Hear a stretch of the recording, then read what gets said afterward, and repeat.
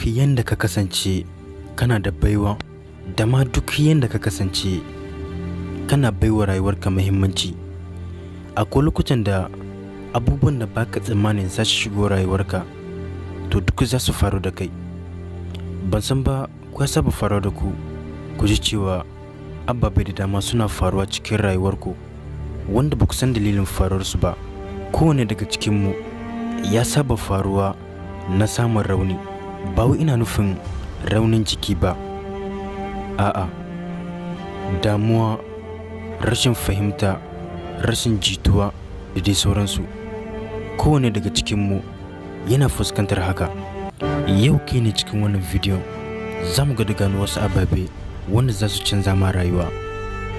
Ga duk wanda bai dana subscribe ba, ya yi kokari ya dana subscribe tare da danna ƙararrawa. Idan kuma wannan bidiyon ya birge ka, ka dana like, domin yin haka yana ƙarfafa mana gwiwa wajen kawo muku bidiyo masu matuƙar amfani sosai.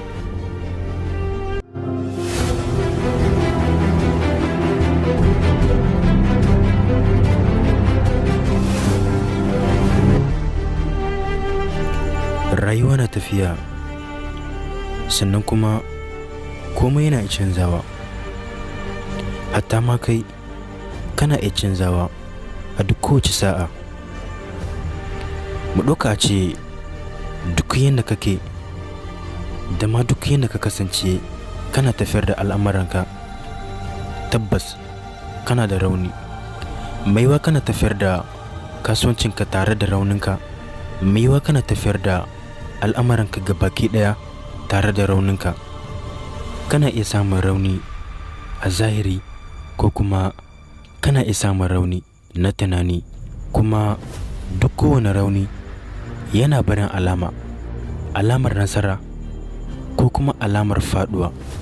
Domin kasancewa mai nasara shine ka kasance mai juriya tare da duk kowane rauni. Rayuwar da muka yi a yanzu, idan za ka yi nasara ko kuma rashinta, kai kaɗai ne za ka fahimci haka.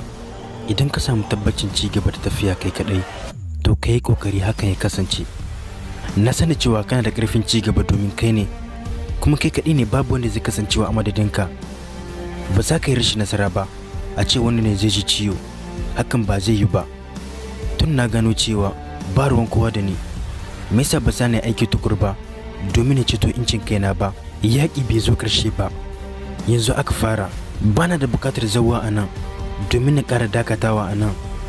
Zan yi aiki tukuru domin na san da cewa babu wanda zai kasancewa a madadina.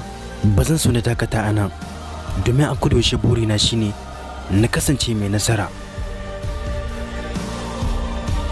Kana da buƙatar sanin cewa idan ka yi aiki tukuru ko akasin haka, lokacin da ya riga da ya wuce ba zai dawo ba. Mutumin da na fi so, wanda na fi bukata, ya karanta da ni cewa bana da bukatar kowa domin ci gabana, wato mahaifina.